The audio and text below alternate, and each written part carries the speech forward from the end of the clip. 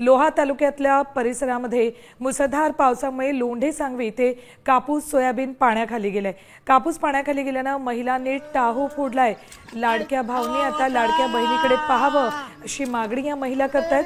लाडक्या भावांनी आता बहीण भावाचं नातं पाळावं। कापूस पाण्याखाली गेल्यानं या महिलांनी हंबरडा फोडलाय।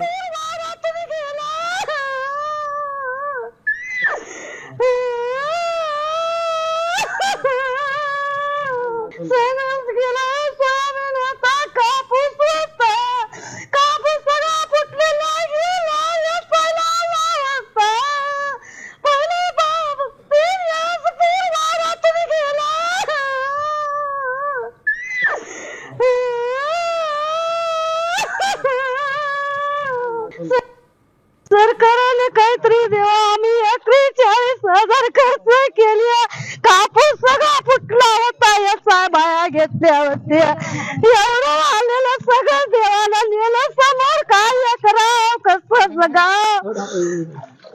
जगाव, काय खावाव, कसं राहावं, कसं आता। या महिला शेतकऱ्यांना अश्रू अनावर आहेत।